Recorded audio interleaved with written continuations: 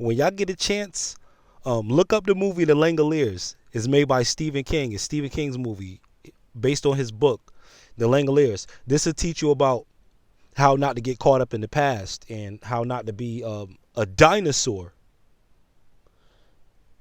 So procrastination and not wanting to advance, not wanting to expand, not wanting to learn anything new, this will cause you to get eaten up by your past.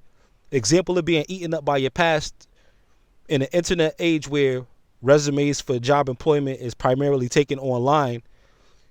If you don't have a computer and you don't have a phone with internet connection, you'll be walking in these places and they'll send you right back out if they don't have an internet cafe nearby with some spare computers to use. You'll be walking right out of the door because you'll be using the past. You'll be operating like you're trying to get a job from the 90s when it's totally different in the 2020s.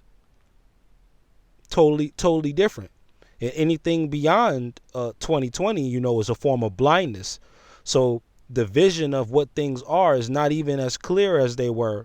Speaking on a calendar code type of thing, 2020 is perfect vision. This is 2023. This is not perfect vision. Some things are blurred. Some things are skewed. Some things are fuzzy. But the Langoliers in this movie, you had this group. They fell asleep on a plane. When they get off the plane, they come to an empty airport. There's nobody anywhere. There's not even any sound. There's not even any atmosphere. Guy does a match test, match won't even light. There's really no oxygen. They're living in what is called the dead zone, or a form of 4D. They're living in the dead zone. But everybody else, they moved on. And that's just how it is in real life, so to speak. The past is eating people up. For some, the airport is empty because they're stuck in the past. But for others, we're all in the airport together, boarding the plane together, getting off the flight together, going into the next airport together, because we're all moving on together. But not everybody in the crowd is moving on together. Some of them are stuck back in the past. They might be in 2023, but their mind, heart, body, and soul is trapped in 1983. So they're still in 1983, and the past of 1983 is eating them up because yesterday always dies. Yesterday always dies. Today always is, and the future is always waiting to be born.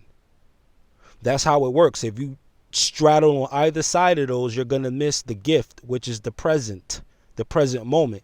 You have to be unwrapping the now. To get caught in unwrapping the past is just going to help you understand a pattern if you're on the oracle level of understanding.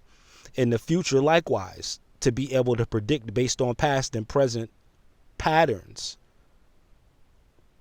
or what we would call the vision of the seer, the vision of the prophet, being able to see.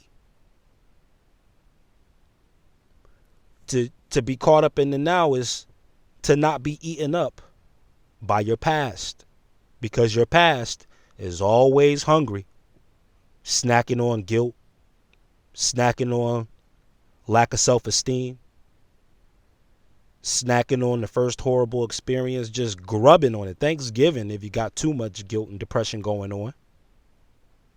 That's what the past is. These things were big old mouths just eating the whole landscape. Whole landscape was blank, and they were just chewing it up. And anybody who got caught in that got caught in the past, eaten and devoured by their past. And the past is always hungry. But if you have an appetite that is bigger for the future than your past has for you, guess what? You'll be presently what? Moving forward. So check out Stephen King's The Langoliers. In fact, I may even do just a whole series on just Stephen King and breaking stuff down to be applicable. So how do you use this every day in a nutshell? Use the movie as Langoliers and say, look, I'm not going to procrastinate because I don't want my procrastinations and my lazy day today to eat me up tomorrow.